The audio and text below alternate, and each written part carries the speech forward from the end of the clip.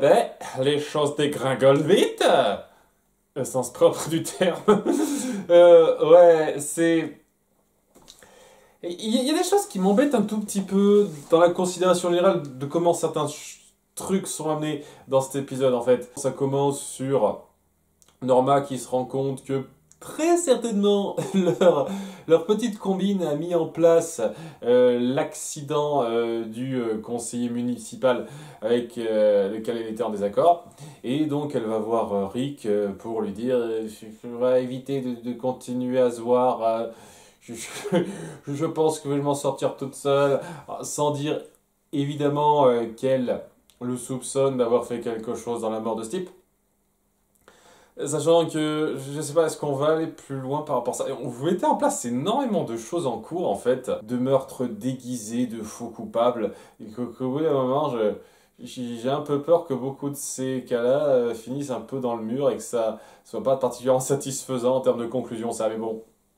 On aura le temps de voir dans la suite, mais ouais, c'est un peu la fin de ça pour l'instant, même si malheureusement elle va se rendre compte que ce sera pas si simple. Autant en parler tout de suite, oui, puisque l'épisode, ça va surtout être des petits moments normaux de nos personnages qui essayent de poursuivre leur vie tranquillement, et c'est juste la fin qui va être un espèce de moments plus rentre dedans. Mais le truc que je trouve un peu gros, c'est que, eh ben, genre le lendemain de la mort du conseil municipal, eh ben, la place est vacante et il y a, il y a Christine, la copine de Norma, qui lui dit «Hé, vous pourriez brader le poste ça vous aiderait bien et je vais même demander au maire, parce qu'on est potes, je suis ami avec tout le monde, moi, je suis Miss Sociale, je suis Miss Sociale, je connais tout le monde.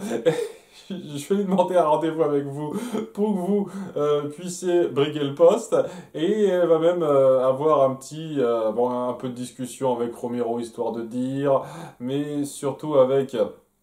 Georges, donc le frère de Christine, doublé au passage par Éric Legrand.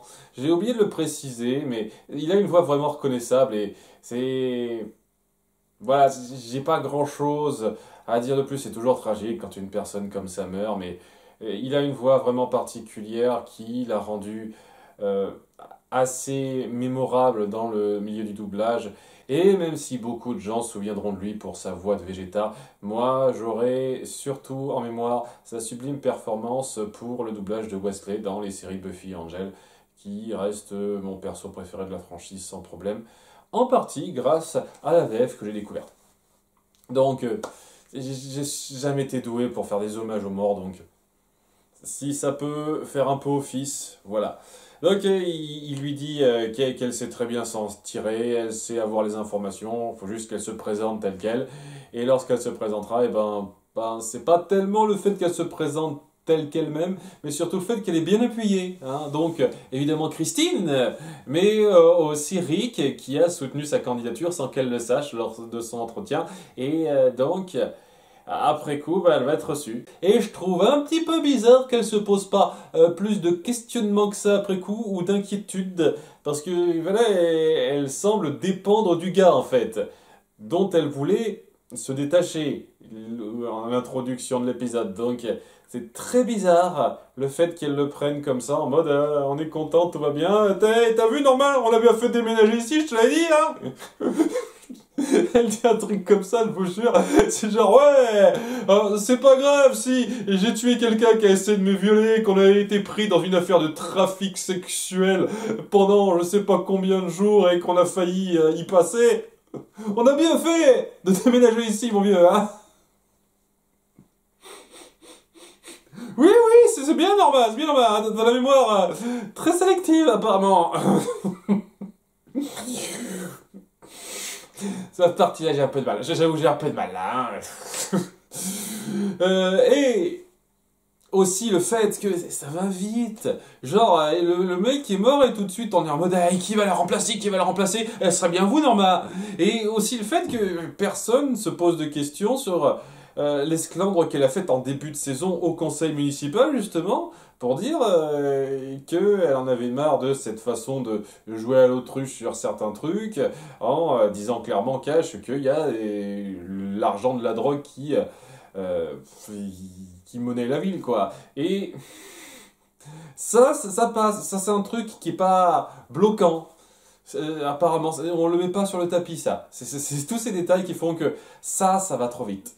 Peut-être que si vous aviez géré ça sur un double épisode, je pense, vraiment le côté il est mort, faut qu'on assimile ça, et puis après, faut qu'il soit remplacé, que ça avait été fait sur 2 épisodes et pas un seul, pris plus de temps là-dessus, ça aurait été bon, mais c'est trop vite, il y a beaucoup de développement trop rapide, c'est le problème principal de cette série, je le pense sincèrement ça. Enfin bon, à côté de ça, du côté de nos jeunes, c'est les roucoulades. Même du côté de Dylan, quoi, il est accueilli chez donc la chef du cartel, qui vit pas exactement dans cette ville, c'est un peu plus loin, et elle lui présente un petit peu le coin où elle prépare ses herbes, etc.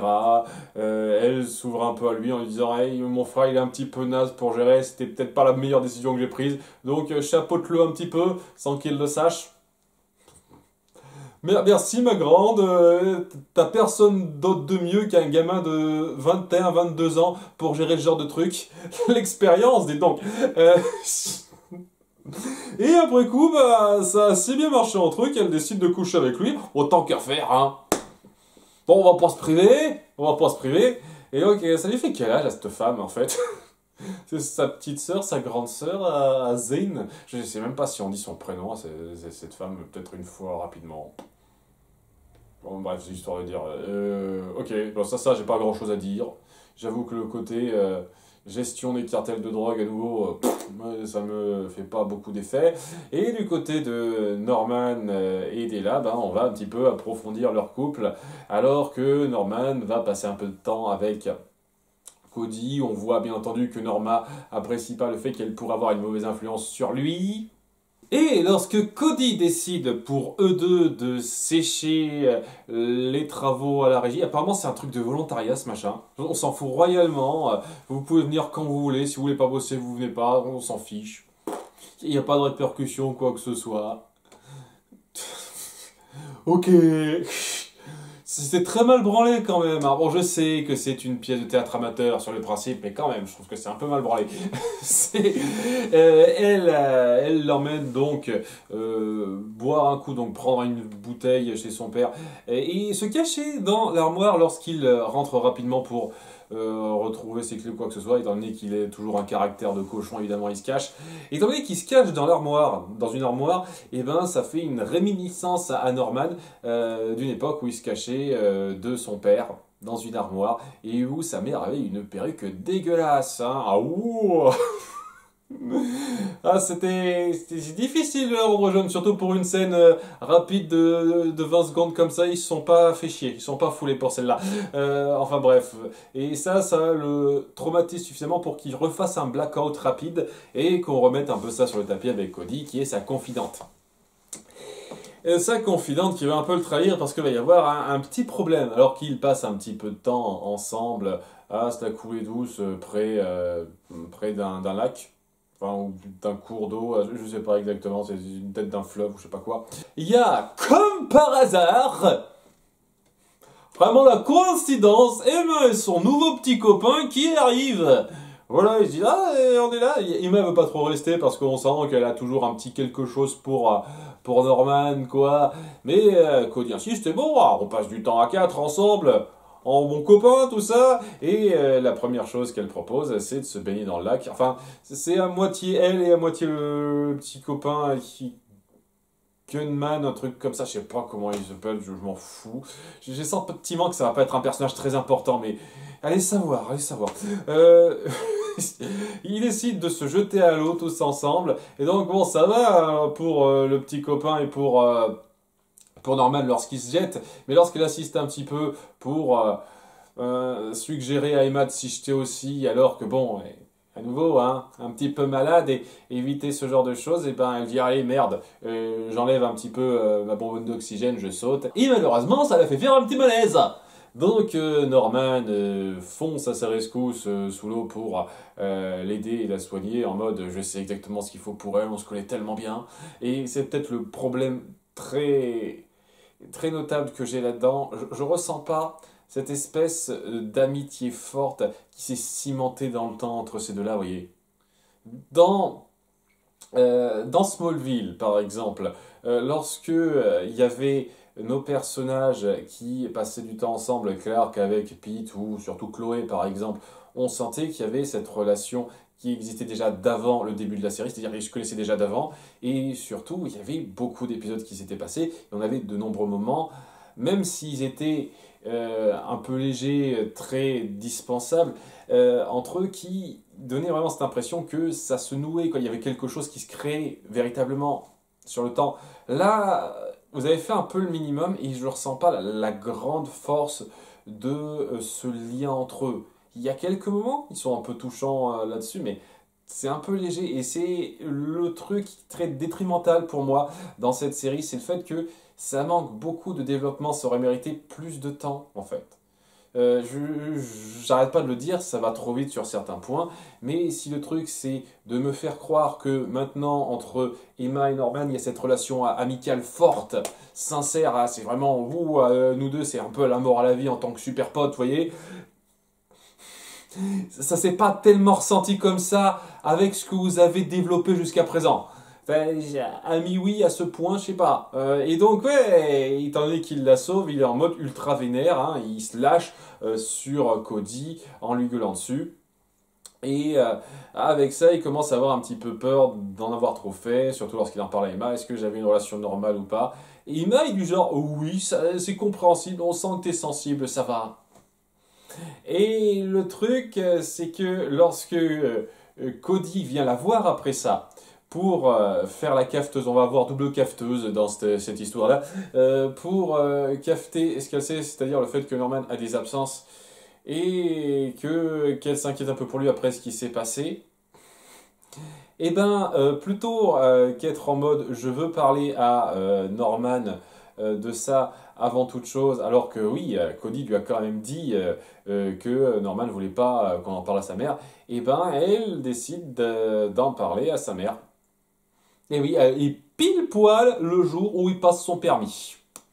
Alors là, c'est pile à ce moment-là, juste pour le faire chier, alors qu'on l'a appuyé au début de l'épisode que pour lui c'était super important le permis. Il était impatient d'avoir ça parce que c'est pas, c'est une sorte d'émancipation d'une certaine forme pour lui.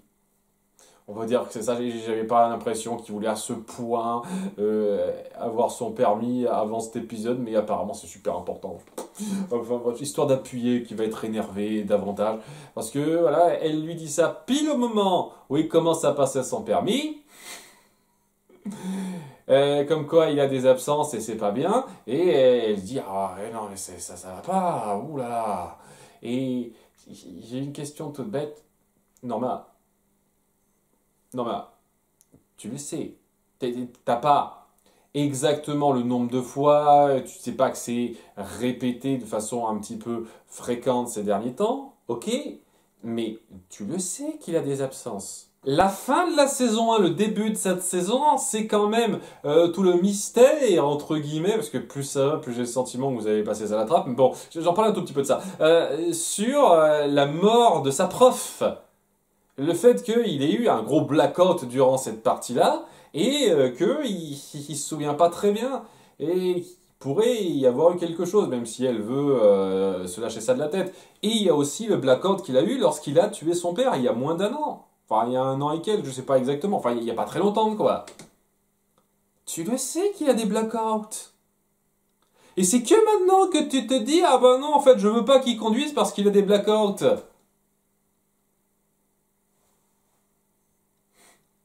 Réfléchis un petit peu là, ça devrait pas être une nouvelle saisissante pour toi. Ça devrait être un peu aggravant de ton point de vue, de savoir que ça lui arrive encore un petit peu sans qu'il te le dise. Je comprends, mais ça devrait pas être genre ah mon fils a des absences, mais qu'est-ce que tu le sais? Tu le sais, meuf. C'est quoi cette réaction bizarroïde? Je comprends pas ça. Je ne comprends vraiment pas. Donc elle intervient, donc pile au moment où il passe son permis devant l'examinateur pour dire en fait il a des absences, ça va pas se faire, hein, donc annulez ça. Donc l'examinateur dit ok, non. Vous dites ça, je ne demande pas de preuve ou quoi que ce soit, vous m'affirmez ça, je veux dire, Repassez dans 3 ans et vous me dites s'il n'y a plus d'absence depuis et vous aurez besoin de preuves à ce moment-là. Comment ça se passe? Et vous suivez les dossiers médicaux de Kikou? Tiens, on s'en fout, c'est histoire de dire qu'il va pas avoir son permis tout de suite, et de toute façon, je pense qu'elle sera morte la prochaine fois qu'il essaiera à nouveau de passer son permis, celui-là. Mais, ouais, il peut pas avoir son permis, il est super énervé avec ça, surtout lorsque elle lui rapporte ce qui s'est passé. Cody l'a dit à Emma, qui me l'a dit à moi. Au passage, plutôt que d'être énervé contre Emma, il va être davantage énervé contre Cody, ce que je trouve un petit peu abusé. Vraiment. J'estime qu'il serait autant énervé contre les deux, voire plus contre l'autre. Mais bon. Déjà, je trouve que c'est un peu abusé, ça. Il décide de quitter la voiture, de partir en marchant, en disant laisse-moi tranquille, je vais marcher, hein, puisque j'ai pas mon permis. Donc, ils sont en froid un petit moment. Je sais pas combien de temps ça va durer avec ce qui se passe à toute fin. Et donc, il se rend chez Cody pour lui gueuler dessus. Pourquoi t'as dit ça? C'était un secret qu'on partageait, mais je savais pas quoi faire. J'en ai parlé à Emma comme ça. Et il y a son père que ça réveille, qui est là. Hein, et c'est son père qui est donc du genre très vache, hein, très à gueuler, très à s'énerver facilement. Et oui, il s'énerve très facilement. Bah, il n'est pas du genre à vouloir discuter quoi que ce soit. Comment il arrive à avoir un job comme ça? Parce qu'il y a vraiment des gens qui arrivent à avoir des jobs comme ça en étant aussi soupolés. Je veux dire, moi-même, je peux être un peu colérique sur les bords, mais avoir cette attitude régulièrement à chaque fois qu'on le voit, c'est bizarre. Je dis ça alors que, je veux dire, moi-même, je peux être colérique à certains moments, mais avoir cette attitude régulièrement à chaque fois qu'on le voit, c'est... Je ne comprends pas comment un employeur peut le garder comme ça. Hein. Après, je sais pas, il y a Cody qui dit que des fois il peut être drôle et sympathique, même si on le voit jamais durant toutes les fois où il est apparu. Enfin bref, il s'énerve, il s'en prend un petit peu à Norman et surtout à Cody, alors que c'est clairement Norman qui fout le bordel, mais voilà, il s'en prend à sa fille parce que c'est une sombre merde. Et Norman décide de jouer les sauveurs, les défendeurs, en le poussant dans des escaliers et en le tuant très certainement, hein, parce que on voit le coup qui claque, on voit, ça me paraît très très bizarre qu'il ait survécu à ça. Donc, et ça, son premier ou deuxième meurtre, donc c'est toujours pas clair hein, si c'est lui qui a tué ou pas sa prof. Ouais. Ce genre de meurtre qui vient comme ça, j'avoue, c'est c'est un peu chiant en fait. Parce que vous voulez cumuler en fait. Si c'était juste un truc comme ça, si c'était pas Norman Bates, le futur meurtrier qui tue des gens parce qu'il a des problèmes mentaux, etc., je dirais. Ok que ça arrive une fois ce genre de truc, mais on met déjà en place le fait qu'il aurait peut-être tué quelqu'un parce qu'il a des problèmes de blackout et maintenant dans un excès de colère qui est un peu à part de ça, il tue accidentellement quelqu'un. Je trouve que ça fait un peu gros. Là aussi, on est un peu dans les coïncidences cumulatives, là, je trouve. C'est... Je sais pas, je sais pas. Je crois que c'est peut-être le premier épisode que je trouve un peu moyen, en fait. Il y a beaucoup de trucs un peu gros qui sont pas amenés de façon satisfaisante, en fait. Je veux dire, même la partie de Dylan qui se met à coucher avec la meuf qu'il a sauvée rapidement, quoi. Je veux dire, ça va beaucoup trop vite et je trouve que c'est un peu gratuit. Ce genre de détails où tu te dis, vous forcez un peu les développements pour en fourrer le plus possible. Et c'est. Ça prend pas le temps de respirer, ça devient un peu grossier sur les bords. Un peu trop grossier sur les bords, quoi. Après, j'apprécie une fois de plus certains moments mentalité des personnages. Notamment, je ne vais pas parler d'une scène que je trouve intéressante sur le fait qu'on sent que ça l'énerve lorsque sa mère parle de George, pour qui on sent clairement elle a une certaine attache. Donc, il suit un petit peu en étant un petit peu irrité en s'en prenant un vêtement qu'il a dans la main. Ce genre de truc où on montre que il a cette espèce de possessivité envers sa mère, en voulant la protéger, en voulant qu'elle soit pas avec quelqu'un d'autre dans un sens, qui est toujours présent en dépit du fait qu'il a d'autres relations. C'est assez cool de continuer ça, d'appuyer la complexité de cette relation, par exemple. Histoire de dire qu'il y a pas rien qui me plaît là-dedans, ça reste moyen, mais dans les trucs grossiers, des développements grossiers comme ça, un peu trop pour moi. J'espère que ça se calmera un petit peu. Et que vous saurez jongler avec juste un truc sur plus de temps. Je veux dire, je m'attendais à ce que le frère de Norma soit présent plus longtemps que ça. 2 épisodes. 2 épisodes.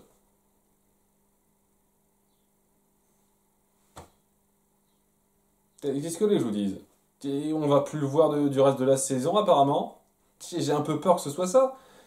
Gérez vos trucs sur plus de temps. Au moins dans la saison 1, les deux parties un peu à part déjà duraient sur 4 et 6 épisodes. Enfin 6 et 4 épisodes quoi. Et elles étaient liées. C'était cartel trafic sexuel.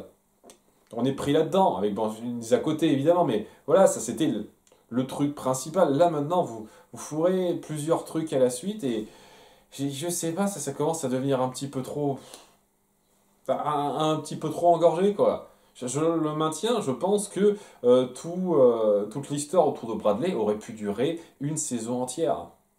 Et pas juste 2 épisodes. Le fait de faire ça à la va-vite, ça devient un petit peu énervant. Et j'espère vraiment que ça saura se calmer et ralentir, hein. Parce que si ça reste sur ce rythme-là, ça va finir par être un peu gonflant. Je vous cache pas. La saison 1, c'était déjà un peu limite. Là, ça commence un tout petit peu à casser. Là, je vous cache pas. Vraiment, prenez plus le temps et racontez moins de trucs. Ça serait cool, s'il vous plaît. Bien! À bientôt pour l'épisode 7. Bye!